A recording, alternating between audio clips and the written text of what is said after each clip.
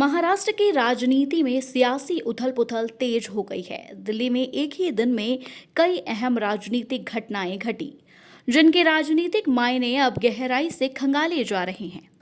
एक तरफ महाविकास अघाड़ी के प्रमुख नेता और शिवसेना यानी कि यूबीटी के प्रमुख उद्धव ठाकरे दिल्ली में इंडिया गठबंधन की बैठक में शामिल हुए और केंद्र सरकार पर जोरदार हमला बोला। वहीं उनकी सहयोगी पार्टी के वरिष्ठ नेता और राष्ट्रवादी कांग्रेस यानी कि शरद पवार गुट के कार्याध्यक्ष सुप्रिया सुले ने उसी दिन प्रधानमंत्री नरेंद्र मोदी से मुलाकात की। दिल्ली के सियासी गलियारों में अब इस मुलाकात की टाइमिंग को लेकर चर्चाएं तेज हैं, खासकर तब जब सुप्रिया सुले को राहुल गांधी की अगुवाई में बुलाई गई इंडिया गठबंधन की बैठक में शामिल होना था। इसके बजाय वो दोपहर में पीएम मोदी से मिली, जिसे लेकर राजनीतिक विश्लेषकों के बीच इसे संकेतात्मक चाल माना जा रहा है। हालांकि सुप्रिया सुले राहुल गांधी के डिनर पर भी पहुंची। इतना ही नहीं, उद्धव ठाकरे की पार्टी की राज्यसभा सांसद प्रियंका चतुर्वेदी ने भी प्रधानमंत्री से शिष्टाचार भेंट की। हालांकि इसे औपचारिक मुलाकात बताया गया, लेकिन वक्त और माहौल को देखते हुए इसे भी सामान्य नहीं माना जा रहा।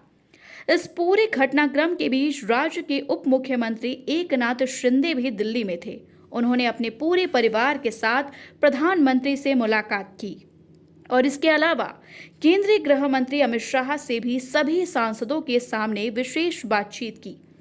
सूत्रों के अनुसार इस दौरान शिंदे ने राज्य की राजनीतिक अस्वस्थता को लेकर भी अपनी बात रखी। हाल के दिनों में शिंदे और मुख्यमंत्री देवेंद्र फडणवीस के बीच मतभेदों की खबरें बार बार सामने आती रही हैं।